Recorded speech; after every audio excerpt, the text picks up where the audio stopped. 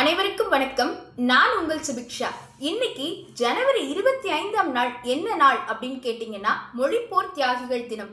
யார் இந்த மொழிப்போர் தியாகிகள்? எப்போலேருந்து இந்த மொழிப்போர் உருவாச்சு அப்படின்னா 1938ஆம் ஆண்டு ராஜாஜி அவர்கள் இந்தியா முழுவதும் ஹிந்தி மொழி அலுவல் மொழியா ஆட்சி மொழியா இருக்க போகுது அப்படிங்கிறத தெரிவிச்ச போது ஒவ்வொரு தமிழர்களும் இதற்கு எதிர்ப்பு தெரிவித்து போராட்டத்தை தொடங்கினாங்க.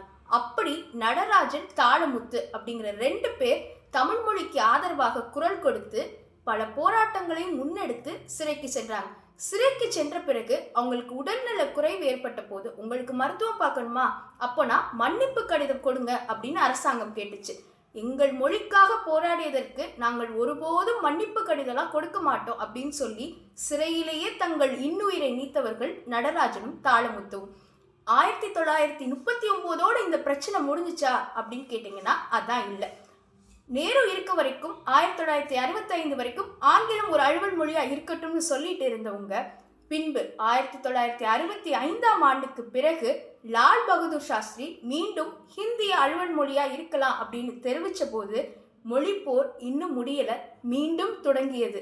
அதுவும் ஒவ்வொரு மாணவர்களிடமும் தொடங்கி. கீழப்பழுவூர் சின்னசாமி அவர் தன்னுடைய உயிரை நெருப்பிலிட்டு உயிரையே உரமாக்கி தீக்குளிச்சு மொழிக்காண்டி போராடினார். அவரோட நின்றுச்சா அப்படின்னு கேட்டீங்கன்னா அதான் இல்லை.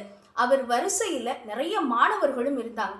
சாரங்கபாணி அப்படின்னு மதுரையை சேர்ந்த மாணவர் தீக்குளித்து இறந்தார்.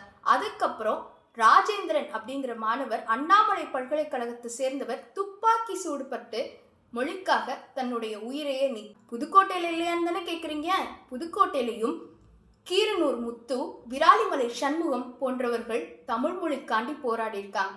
இதெல்லாம் நாம் பெருமைக்கு சொல்வதை விட இவர்களை எல்லாம் ஒவ்வொரு நாளும் மதித்து போற்றி எவ்வளவு முக்கியமா தமிழ் மொழியை காக்கணும் அப்படிங்கிறதா நம்ம எல்லாருக்கும் இவங்க சொல்லித்தராங்க. தமிழ் மொழியை காத்தால் மட்டும் போதுமா, அடுத்த தலைமுறையினருக்கு அதை சரியாக கொண்டு செல்வதும் நம்முடைய கடமையாக இருக்கிறது. தமிழ் மொழியை காப்போம், தமிழ் மொழியை வளர்ப்போம்.